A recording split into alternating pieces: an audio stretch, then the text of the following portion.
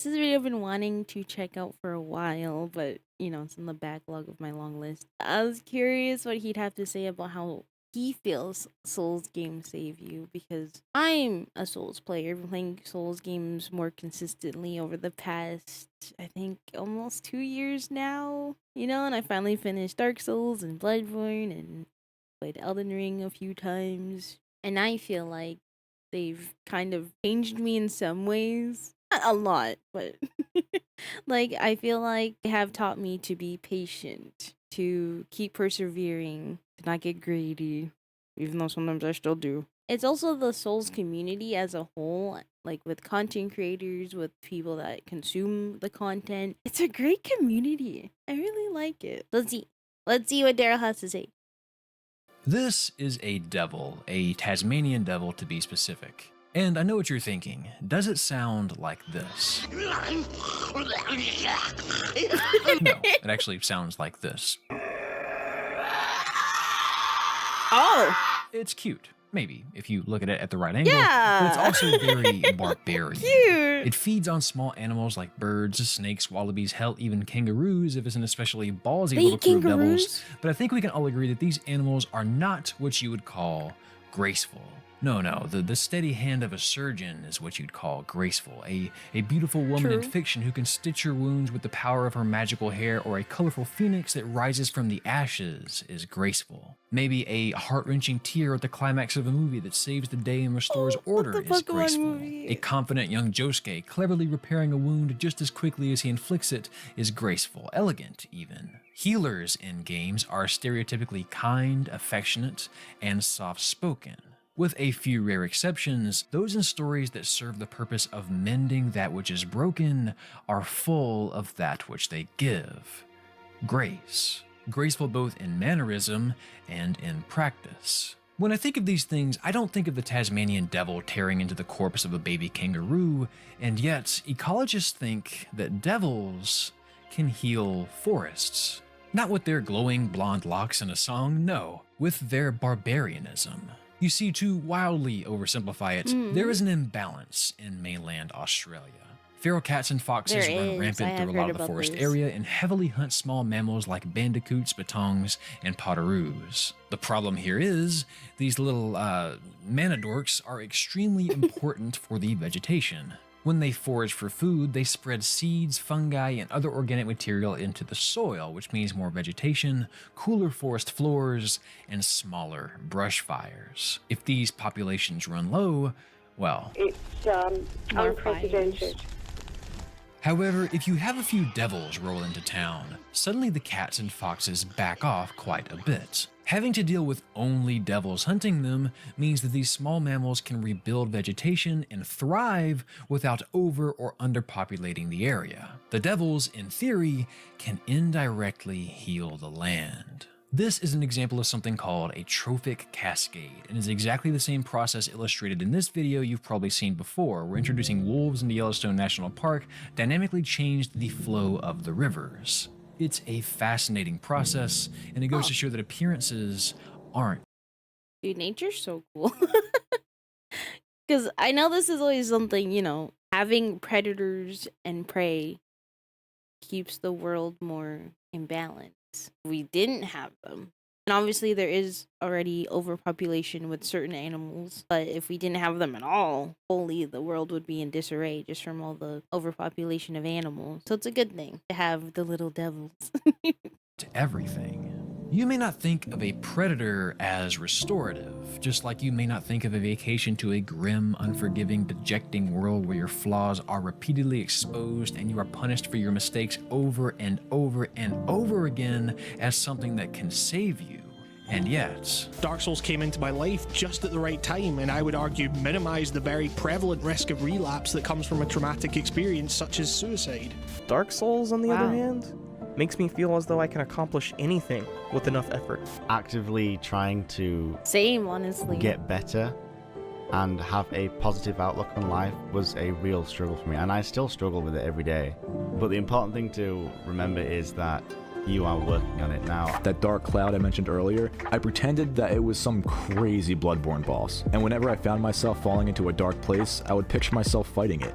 It sounds silly, but it's true, and it worked. In a time where I was super depressed and I didn't have any direction, and all my friends that I had were in college, and I was barely making any money, and as kind of stupid as it sounds, it made me feel like I had some sense of purpose. That made me really emotional.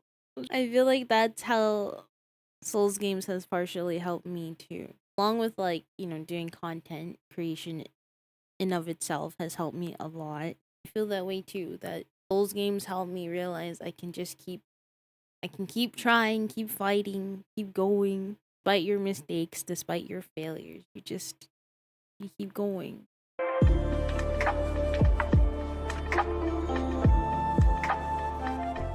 Before 2022, I had never beaten a Souls game, but being a fan of YouTubers long before I was ever a YouTuber myself, I noticed a trend. How Dark Souls helped me cope with suicidal depression, how Dark Souls 2 saved my life, Sekiro saved my life, Dark Souls helps my mental health but I don't know why, how Bloodborne helped with my depression, Dark Souls saved me.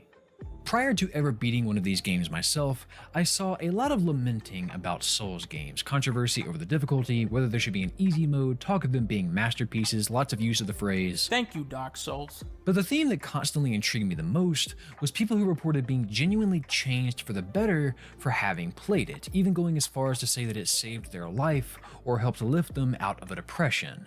We have the journeys of the world, the Life is Strange series, Grease, Before Your Eyes. When I picture games that change people's lives and deliver them to a better place mentally, I don't picture this.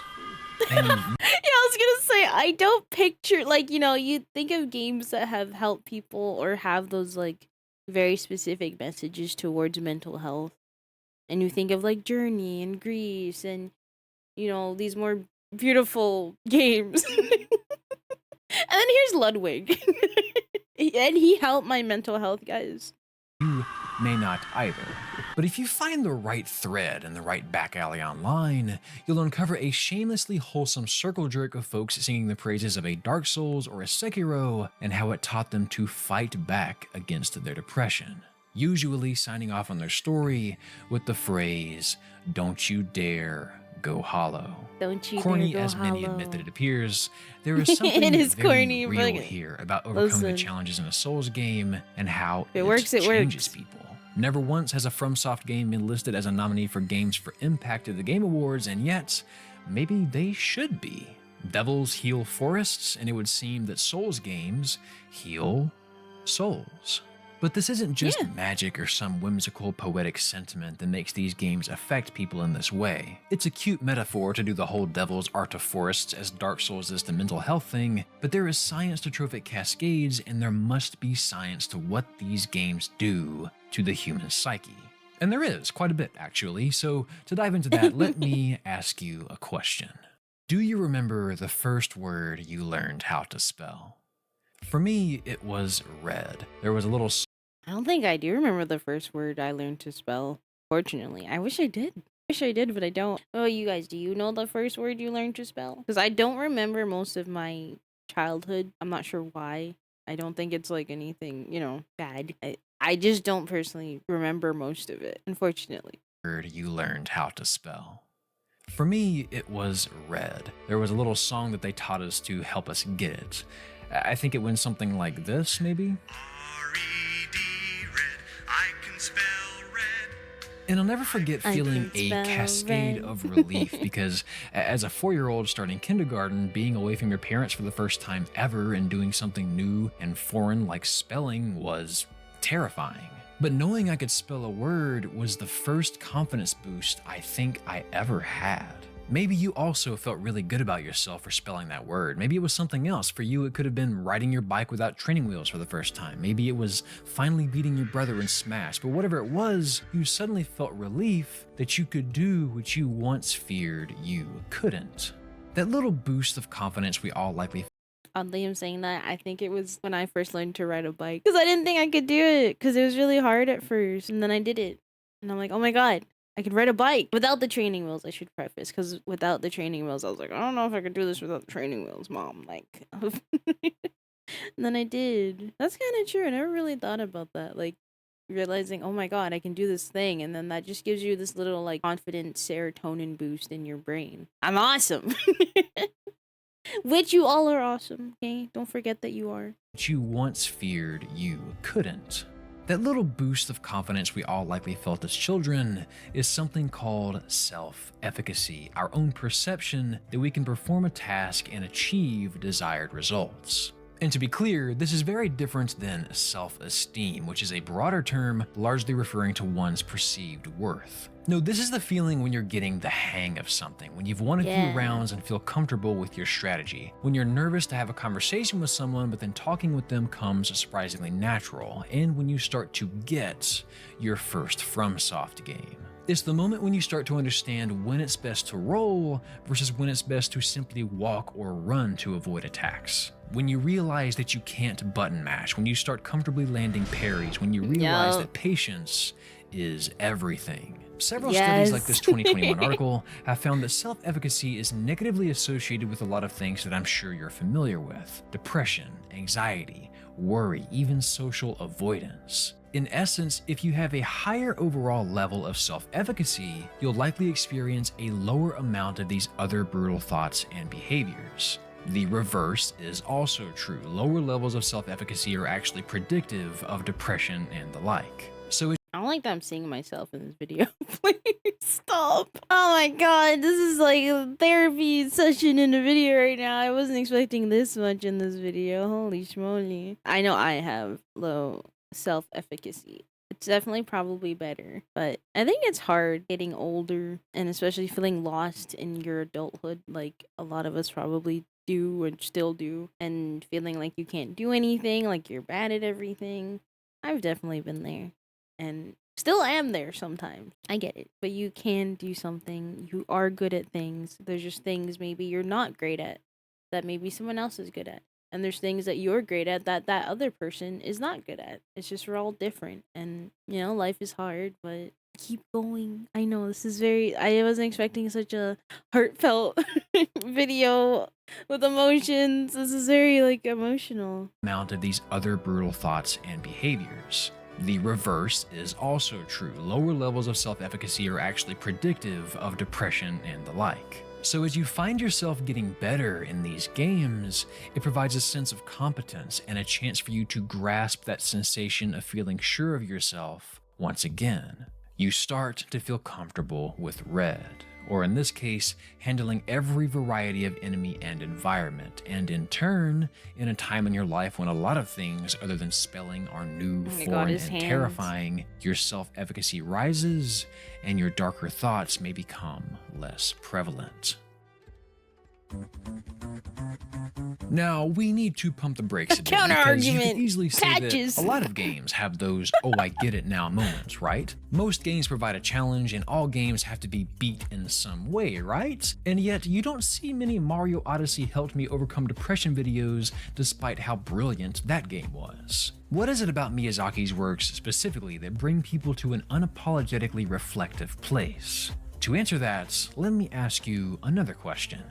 Close your eyes and take yourself back to school learning to read, and then maybe fast forward 14 years or so. Maybe you're really there now and this will be easy for you, but imagine you've just got your exam grade back and you are less than pleased with it. Do you feel upset that you didn't study enough and that you should have done a better job preparing? Or that the test just wasn't written well and that no amount of studying would have helped, the subject matter was just too much for one exam, this class is just too hard, or you just had bad luck? Had both of those thoughts. Okay, there's sometimes during a test where I'm just like, man, I should have studied more. This is my fault. But then there's also times with tests because some teachers give you those, like, you know, those like trick questions where they kind of amp up the test a little bit from what you actually learned in class. I've had teachers do that. And that makes me mad because I'm like, we didn't learn this to this level. And I know it's supposed to, you know, it's testing you on what we've learned. But it was always in classes where I was not very proficient in, unfortunately. So sometimes I'd push the blame on the teacher, which probably isn't fair. It was more of a me thing. I should have been studying more. I should have been understanding things better. And I think we are like that with Souls games too, which is probably what he's gonna say is like either we're like, oh, it's my mistake, I was greedy with the boss, I didn't dodge on time, I blah blah blah. Or even I've gotten this way. Oh, this game is bullshit. Oh, it's the game. That was a bullshit move. Oh, like it's the way they designed this. It's we make excuses outside of like what we did and put blame elsewhere. Which I feel like that's what he's gonna get at here, but we'll see.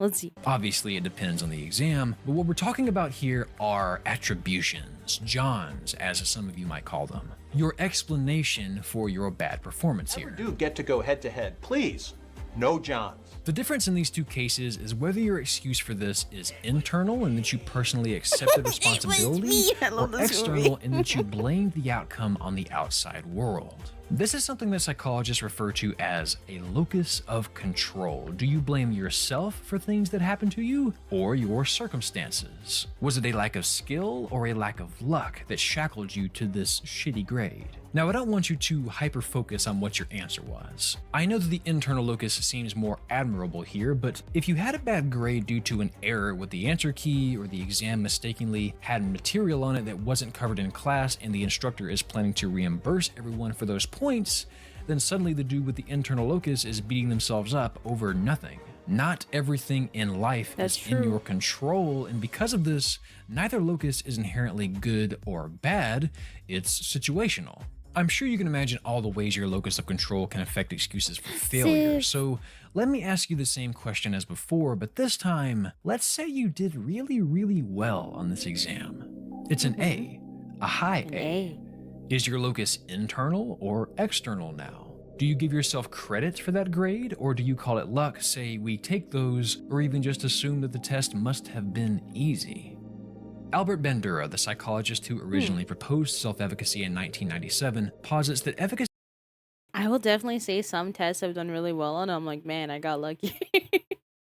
But then there's other tests where I'm like, yeah, I studied, I did good, I'm proud of myself, pat myself on the back, I think it's definitely like the other one where it's situational as well. Yeah, I think so. I don't know. What do you guys think? Let me know. I like hearing what you guys think as well. It's interesting having discussions, even if I don't respond to some comments. I read everything because I like to see what you guys say and think, and I find it fascinating. Sometimes I just don't have anything to say back, which I hope is okay. It's just I read, and that's why I like them or I heart them or both. So I'm like letting you know I read this, hee hee. Take those, or even just assume that the test must have been easy. Albert Bandura, the psychologist who originally proposed self-efficacy in 1997, posits that efficacy is developed from 4 sources: vicarious experience, verbal persuasion, affective states, and mastery experiences, that last one being the most prevalent source. Mastery experiences are exactly what they sound like, seeing for yourself that you have mastered something. Proving to yourself that you can spell red is a mastery experience, as is riding your bike with no training wheels, or finally beating Ornstein and Smo. They are the most effective source because they provide real, tangible evidence that you can do it. Pep talks are nice, watching someone else do it is nice, but doing it yourself is proof that you've got this. That you can do it. The caveat here is locus of control, because you very well could do well on that exam, but then discount it as luck or the exam simply not being that tough. And studies like this 2016 analysis on self-efficacy for computer software show that this is often the case. The only way mastery experience actually helps build our efficacy is if we can confidently attribute what we've done to our own skill and not some other factor like a lack of task difficulty or luck. And I think this is what separates Miyazaki's works from the pack. Most games, in my experience, are built to be beat. They are constructed to keep you engaged in a flow state such that you are constantly receiving a fair challenge, right? As you beat enemies in turn-based RPGs, you gain experience, and with enough grinding, winning is less dependent on your own decision-making and more a factor of how over-leveled you are. Quick-time events can hardly be called a challenge, but they do look and feel nice. Roguelikes like Inscription and Hades become easier as the game passes because you'll consistently find power-ups that will stick with you in your next run, meaning you'll never truly start from scratch again. If you keep struggling, the game will keep accommodating. Mario Kart rewards you with better items if you're doing worse, and some games like Resi 4 and Max Payne actually change the difficulty of enemies if you aren't playing well in an attempt to keep you feeling like I didn't know a that. badass. And this is not a critique, by the way. Games are built to craft an experience, and if you're struggling more than the devs want, it can tarnish the intended message. However, when it comes to locus of control, I think you and I would agree that a victory in most games can be attributed to either our own skill, or just as easily attributed to the game being built as an interactive tour that's designed to be beaten. Can I really feel like I've accomplished a feat if I beat like a fun thing you're going through, but there's not really like that much of a challenge? Like it's still like a challenge and sometimes, but it's not like so difficult that it feels impossible. Whereas Souls games sometimes feel impossible when they're not. But sometimes a boss, like personally for me, a boss I think made me feel that way out of the ones I've played is still Consort Radon. I did not know if I would be able to beat that boss. I did, but I was like, I don't know if I'll be able to beat him. So difficult. I did it. Just took, oh my god, I don't even know how many tries. But even the impossible is possible. To be beaten. Can I really feel like I've accomplished a feat if I beat Final Fantasy VII Remake? Can I flex on people that I got past Bylosite and Skyward Sword? I think for some people, video games, though fun, are generally patronizing with their difficulty, and any victory in them can be easily attributed to the game setting you up for success and not your own merits. Again, not a bad thing per se, but very much the norm, not Genshin. I feel. Souls games, however, are quite different. There is no in-game reward for failure here. There are upgradable equipment and levels, but easily the biggest determining factor is your performance. There is no luck. There are no reverse feedback loops or pity items. There are no dynamic difficulty adjustments. There is no easy mode.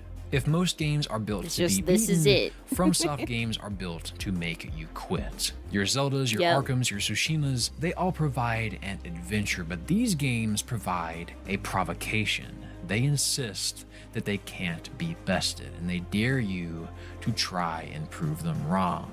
Every enemy is a threat. There is no ego fodder here. Damage is never neglectable. Nothing is ever certain, and this series will embarrass you just as early and often as some others will coddle you. Sometimes bosses are every nightmare you've ever had, minced, sauteed, and served to you in disgusting steaming heaps, and other times they are every bit as ferocious as they are regal. The terrain is often breathtaking both in its semblance and in its treachery. There is a boss in Bloodborne literally called amygdala, which is the part of your brain that processes fear and aggression. And because of all this, if you've ever beaten one of these games, you'll know that it wasn't because you deserved it, it's because you damn well earned it. There is absolutely no way to flunk your way through Souls games, and because of this, there is no way to have an external attribution for them. These games demand that you take it fully upon yourself to win, so any victory afforded to you will be seen with an internal locus. And since you know that you were the one that made this happen and not the game, since you took that dare, proved to the game and yourself that you could do it, and rose to the occasion, your self-efficacy rose right along with you. Which, if we are to believe the study from earlier, should have a direct psychological effect on some of those darker thoughts. By climbing out of the pit that FromSoft games throw you in, you are provided with first-hand evidence that you can in fact overcome those demons, and you can do it on your own merit.